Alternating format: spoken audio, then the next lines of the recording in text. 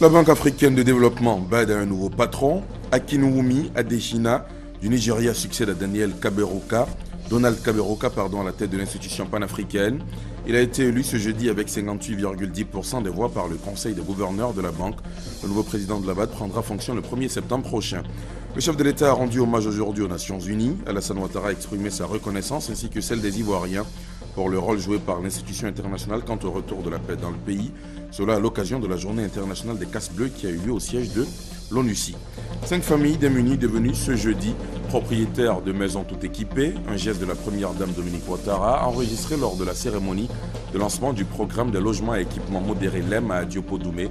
Les nouveaux propriétaires ont aussitôt reçu leurs clés. Et puis, à l'étranger, l'Inde où la météo affiche 45 degrés, une canicule qui a fait près de 1500 morts dans le pays. Les hôpitaux ont été aussitôt submergés. Toutes les infrastructures sanitaires du pays font face en ce moment à un afflux de victimes de la vague de chaleur qui a déjà tué près de 1500 personnes en un peu plus d'une semaine. Voilà pour le sommaire. Bonsoir à tous. Bienvenue dans la grande édition. Et à suivre dans ce journal un dossier inédit. Faut-il accorder, oui ou non, le salaire minimum interprofessionnel garanti SMIG aux filles de ménage? Un sujet à découvrir dans le dossier de ce jeudi. Ce sera dans un peu plus d'un quart d'heure. Mais avant, ce qui fait la une de l'actualité depuis cette fin d'après-midi, le successeur de Donald Kaberuka à la tête de la BAD est connu. Akinwumi Adesina du Nigeria est le nouveau président de la Banque africaine de développement. Akinwumi Adesina a été élu avec 58,10% des voix par le conseil des gouverneurs de la banque. Le nouveau président de la BAD prendra fonction le 1er septembre prochain. Michel Digré. Il était en compétition avec 7 autres candidats, mais c'est lui qui a su séduire la majorité des gouverneurs de la Banque africaine de développement avec ses ambitions pour l'institution bancaire. À l'issue de 6 tours de scrutin, plus de 58% des 80 gouverneurs ont porté leur choix sur le Nigérian Akinwumi Adesina comme le successeur de Donald Kaberuka. Je suis vraiment très ému par ce que vous avez fait pour moi aujourd'hui. Je suis aussi très heureux parce que je suis revenu en Côte d'Ivoire où j'ai travaillé pendant 5 ans, pendant 1990 jusqu'à 1995. Je remercie Monsieur le Président de la République, le Président Alassane Ouattara, pour ce qu'il avait fait pour revenir la BAD au siège ici à Abidjan. Je vous remercie beaucoup. Le docteur Adesina dévance au score le Tchadien Bemdoumra Cordier, 31,62%, et la seule femme candidate, la Cap-Verdienne, Christina Duarte, 10,27% des voix. Il y a eu hier plusieurs heures d'interview des candidats. Aujourd'hui, l'élection s'est déroulée à 6 tours.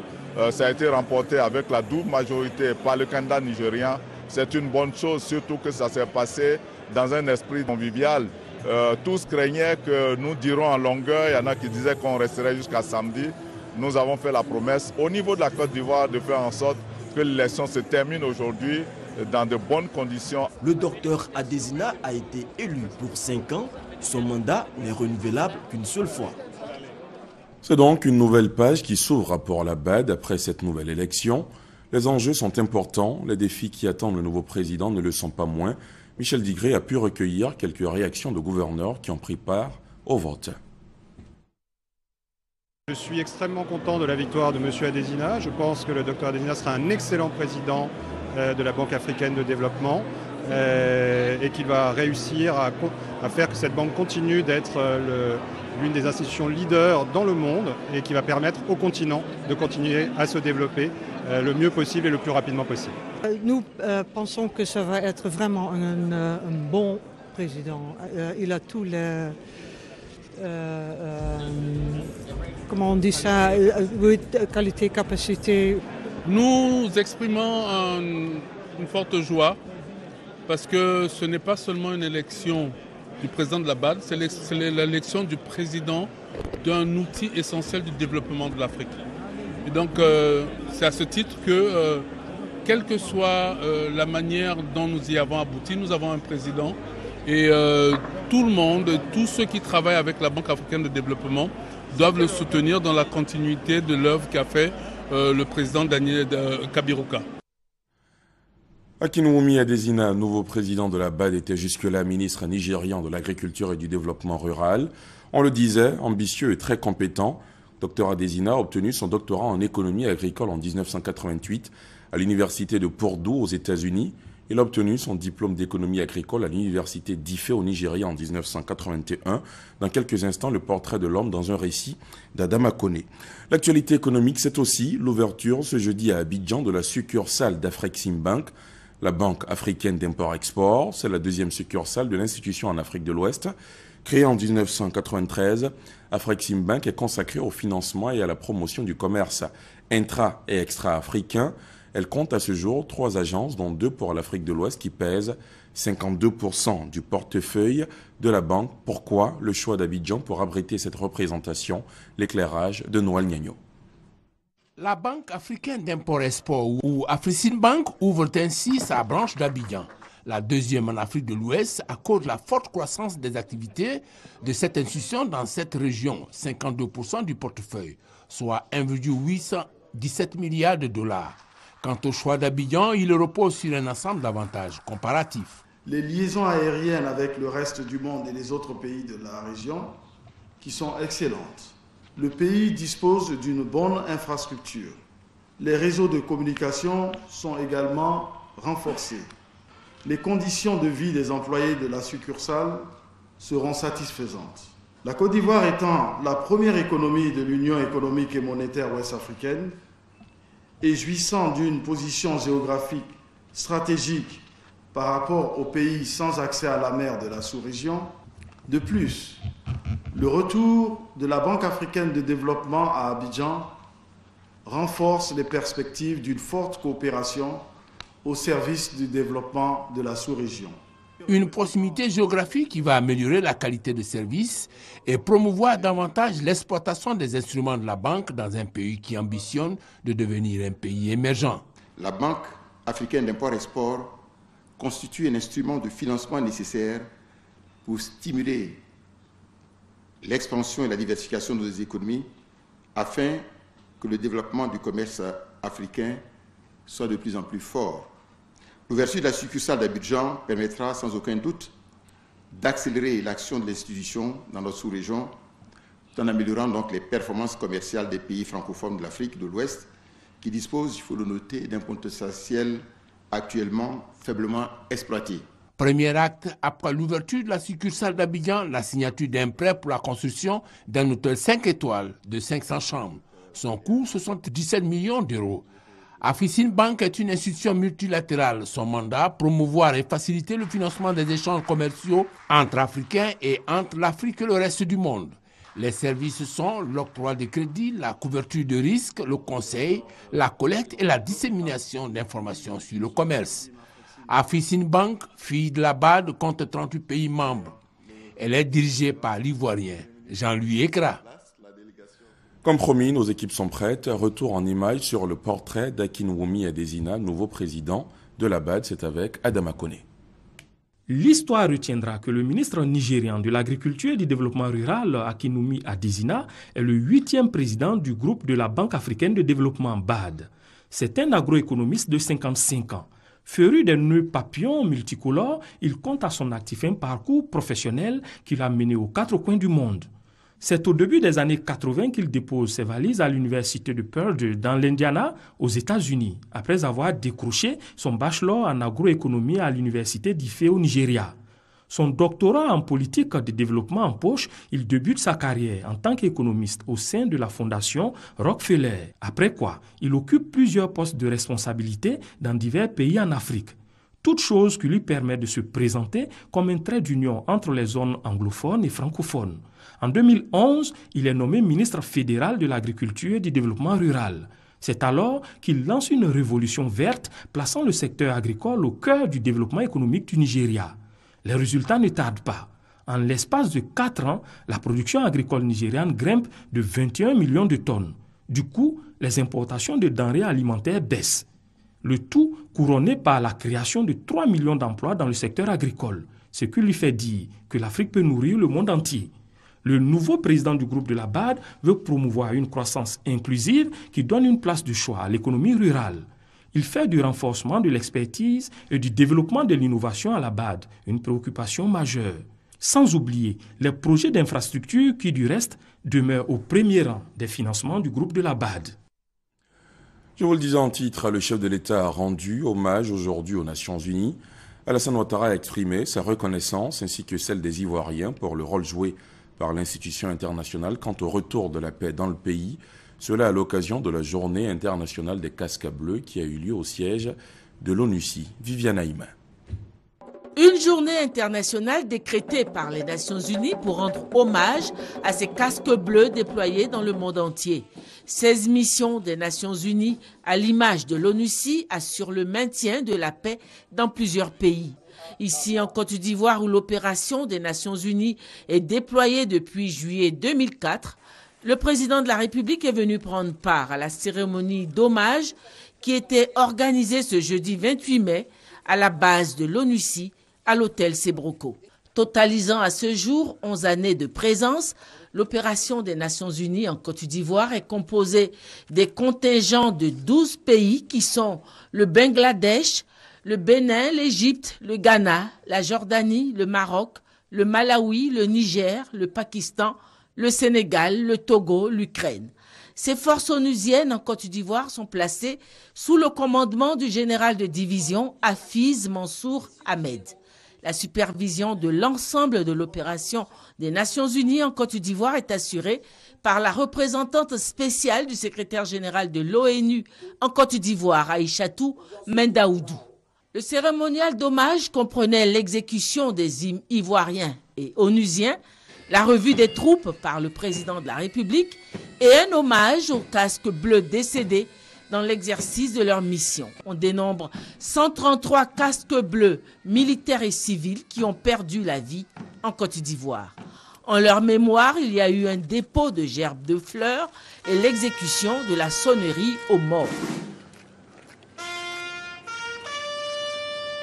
La première responsable de la mission des Nations Unies en Côte d'Ivoire, Aïchatou Mendaoudou, a donné lecture du message du secrétaire général de l'ONU, Ban Ki-moon, à l'occasion de la Journée internationale des casques bleus.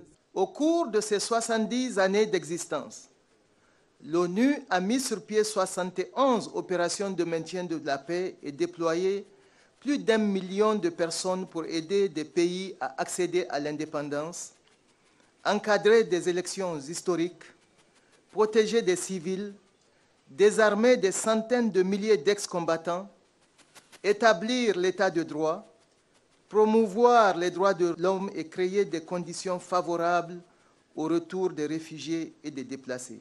Intervenant à son tour, le président de la République a exprimé la reconnaissance de son pays, la Côte d'Ivoire à l'ONUCI, pour les sacrifices consentis pour la paix en Côte d'Ivoire. J'ai tenu à être parmi vous à l'occasion de cette journée pour traduire la reconnaissance du gouvernement et du peuple ivoirien pour la contribution exceptionnelle des Nations Unies au retour de la paix dans notre pays.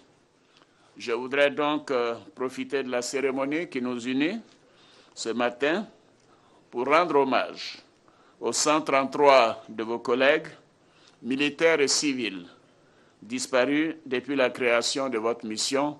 Je salue leur mémoire et je présente la compassion de la nation tout entière à leur famille.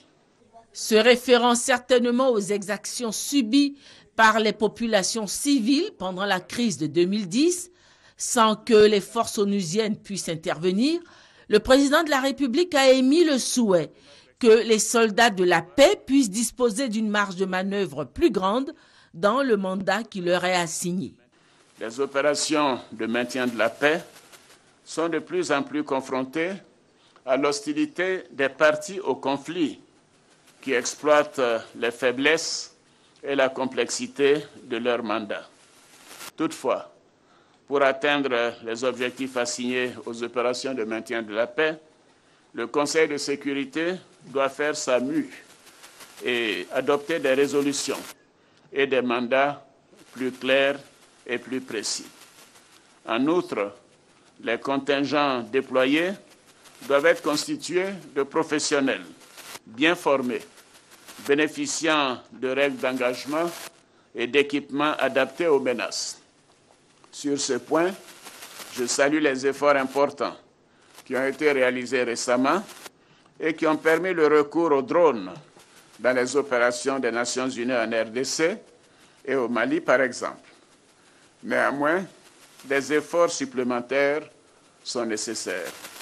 Si avec le retour de la paix, la mission de l'ONUCI semble achevée en Côte d'Ivoire, le président de la République a sollicité sa coopération avec la CONARIV pour une meilleure identification de toutes les victimes des crises. Il a aussi souhaité la coopération de l'ONUCI pour la réalisation du DDR et pour l'organisation de l'élection présidentielle d'octobre prochain. Cette élection sera transparente, ouverte à tous et apaisée.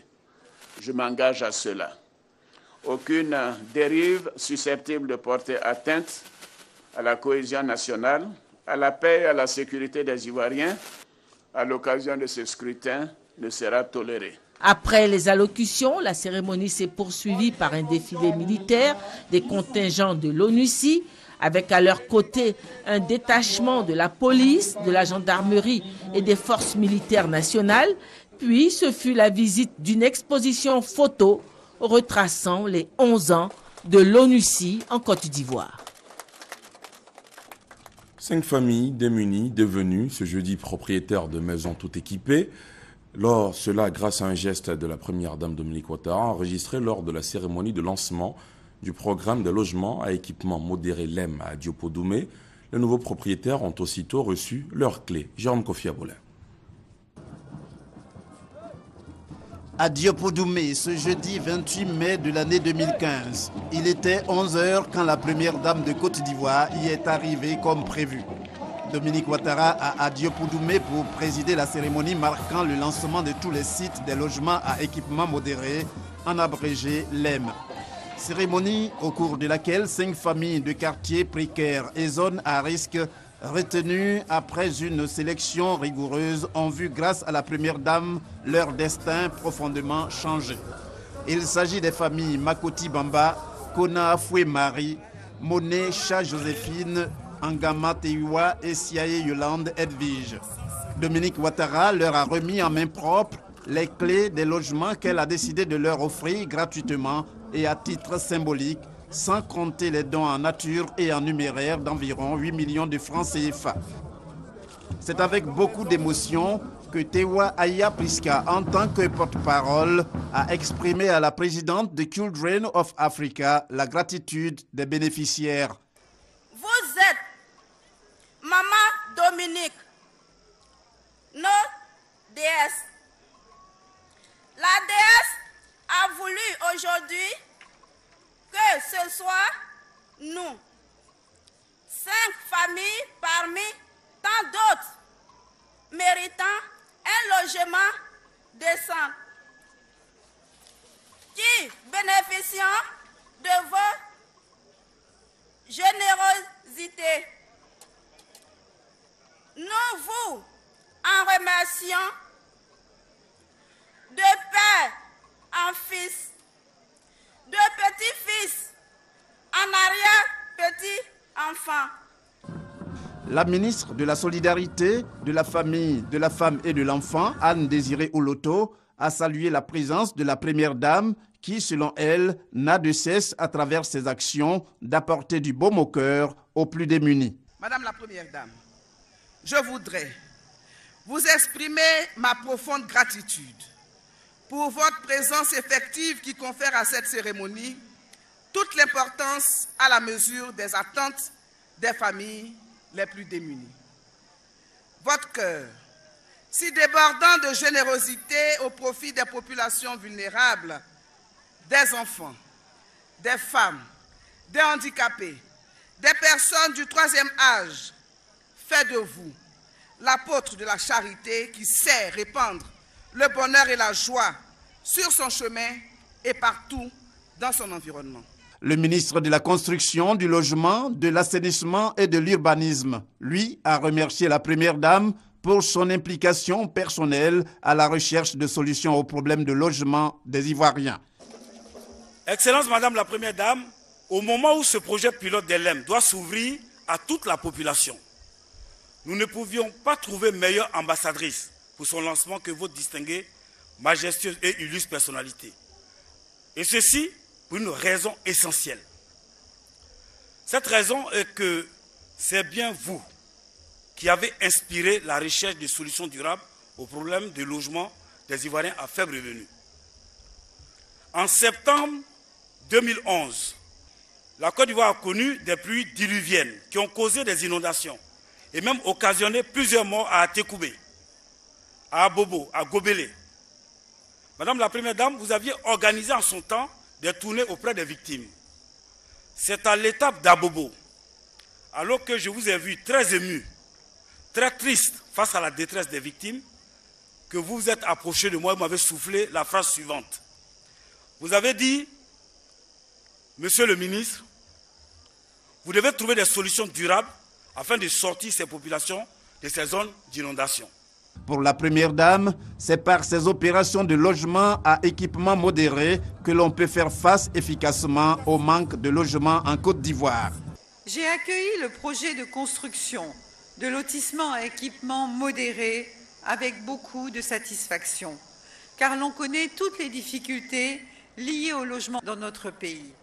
Ces difficultés ont souvent amené nos frères et sœurs à vivre dans des habitations précaires situées dans des zones dangereuses. Ces problèmes, qui ont parfois pris des tournures dramatiques, trouvent à travers ces LEM une réponse adéquate et j'en suis très heureuse. La cérémonie d'adieu Podoumé a été une occasion de faire la fête. En témoignent les prestations d'artistes qui ont fait danser toutes les personnalités présentes, la Première Dame y comprise. Des représentants de la multinationale américaine General Electric ont été reçus en audience lundi par le Premier ministre ivoirien, audience durant laquelle Jay Ireland, PDG Afrique de la firme, a co-signé un mémorandum avec la ministre de la Santé et du Transport. Une première étape d'évaluation des besoins en infrastructure sera à terme assortie d'une mise à disposition de solutions adaptées au secteur de la santé, du transport et de l'énergie en Côte d'Ivoire. Christelle Menant. General Electric, 6e entreprise la mieux estimée au monde et premier fournisseur en équipement de turbines électriques à la Côte d'Ivoire, renforce son positionnement dans le pays. Dans le viseur, les secteurs de la santé et du transport. La nouvelle a été confirmée par la signature d'un mémorandum entre la firme, le ministère de la Santé et celui des Transports en présence du Premier ministre Daniel Kablan-Duncan. En santé, la multinationale américaine s'intéresse à la fourniture de gros équipements hospitaliers à la Côte d'Ivoire. Des solutions seront développées après une évaluation des besoins en termes d'infrastructures tertiaires mais aussi secondaires. En transport, c'est principalement le domaine aérien qui liera General Electric au ministère des Transports à travers son programme d'acquisition d'avions. Les conditions de financement sont en discussion. General Electric est présent dans près de 140 pays, opère dans de multiples secteurs tels que les services financiers, l'aéronautique, les équipements d'infrastructures électriques ou médicaux ou le transport ferroviaire. L'année dernière, le conglomérat industriel qui réalise 50% de son chiffre d'affaires à l'international a annoncé un investissement de près de 1000 milliards de francs CFA en Afrique d'ici à 2018 pour la formation professionnelle, la construction d'infrastructures et le financement d'initiatives de développement durable. En bref, sachez que Yamoussoukro, la capitale de la francophonie, pour 4 jours depuis ce matin, la 23e rencontre annuelle de l'Assemblée parlementaire de la francophonie pour la région Afrique s'y est ouverte ce matin. Environ 300 parlementaires de 17 pays avec à leur tête 8 chefs de parlement prennent part aux travaux. Après-demain dimanche sera célébrée la fête des mères. À 72 heures de cette célébration, la ministre de la Communication, Maître Afoussiata Bamba Lamine, a adressé un message à toutes les mères de Côte d'Ivoire. Célébrée chaque année le dernier dimanche du mois de mai, la fête des mères est une occasion pour la majorité des personnes de dire leur reconnaissance à leur mère. Cette année, cette fête sera célébrée à travers le monde le dimanche 31 mai. Le ministre de la Communication, Afoussiata Bamba Lamine, a donc saisi cette opportunité pour magnifier toutes les mères de Côte d'Ivoire. Je suis une maman qui a aussi une maman. Et en ce sens, cette fête revêt une signification particulière pour moi. Pour ma part, je souhaite féliciter et adresser tous mes vœux de bonheur à toutes les mamans de Côte d'Ivoire. Maman dans tous les sens du terme. Maman qui donne la vie. Maman qui sait encadrer. Maman qui sait élever. Maman qui sait éduquer. Et surtout, maman qui sait aimer sans réserve. Bravo à vous, mère admirable et mère protectrice, qui réussissait à concilier activité familiale et activité rémunératrice. J'ai une pensée spéciale et particulière pour toutes les femmes du secteur de la communication, à qui je souhaite une bonne fête des mamans. C'est le lieu de rappeler que le rôle de la mère varie selon la culture. Toutefois, elle demeure la principale fournisseuse de soins au quotidien pour ses enfants.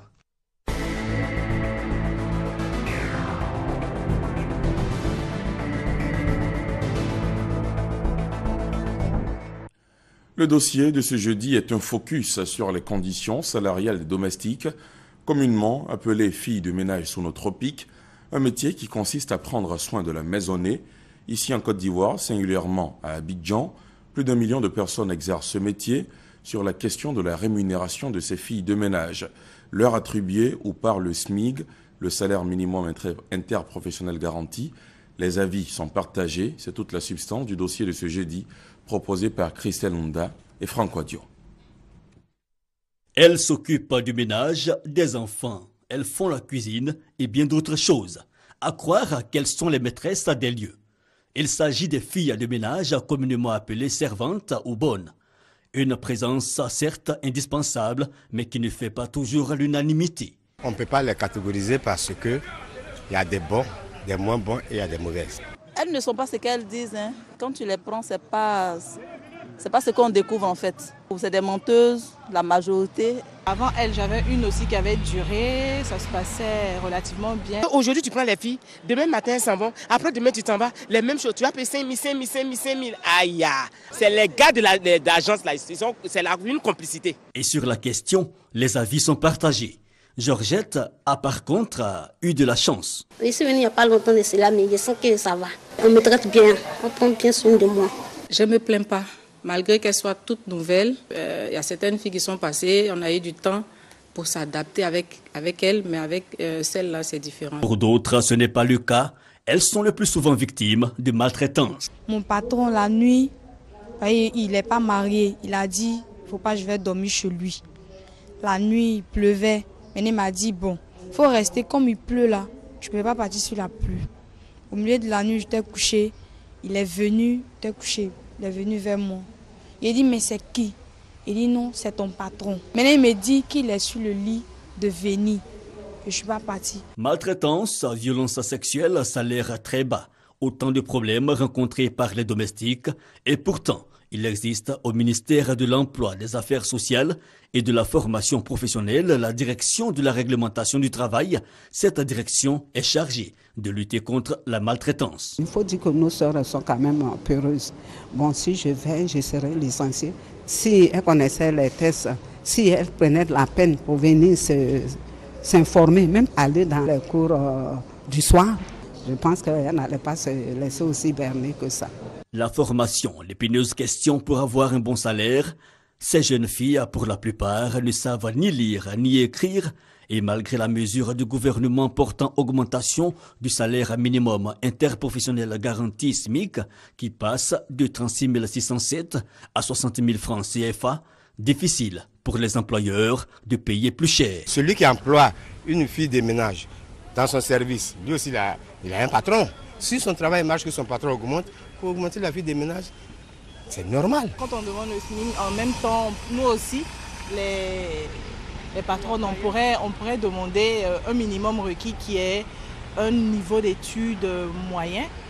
Peut-être que les filles sachent lire, par exemple, pour donner les médicaments aux enfants. Ces filles-là travaillent beaucoup. Elles font un peu de tout, donc il faut qu'on augmente un peu. Tu vois, les 15 000, les 20 000, vraiment, c'est pas assez. Pour répondre à cette situation, l'Organisation internationale du travail OIT a adopté en 2011 la Convention 189 concernant le Code du travail. Les domestiques ont droit, tout comme les autres travailleurs, à un travail décent. Mais la Convention peine à être ratifiée par les autorités ivoiriennes. C'est un secteur où, pour la zone d'Abidjan seulement, ce n'est pas moins d'1 million de personnes qui s'y retrouvent. On a également ce qu'on appelle les agences de placement qui ne sont pas du tout réglementées. Il y a donc une nécessité impérieuse de réglementer le secteur pour assurer la sécurité physique, la sécurité au sein du travail.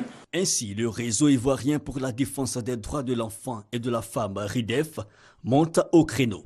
Objectif, promouvoir cette convention et faire un plaidoyer pour sa ratification. Nous avons reçu un appel anonyme qui faisait état d'un cas de maltraitance d'une petite fille de 10 ans qui travaillait dans un ménage. Lorsque nous sommes rendus sur les lieux, nous avons vu des traces sur tout le corps de l'enfant, avec ce jour-là le pouce qui avait été mordu par sa tutrice, qui faisait 3 jours. Et c'est cette situation vraiment qui nous a révoltés. L'application de la Convention tend vers la professionnalisation de ce métier qui est encore dans l'informel. Nous voulons professionnaliser le secteur, mais avant de demander même le SMIC ou un salaire élevé, tu n'as pas de formation. Sur quelle base tu vas demander qu'on te paye un salaire élevé?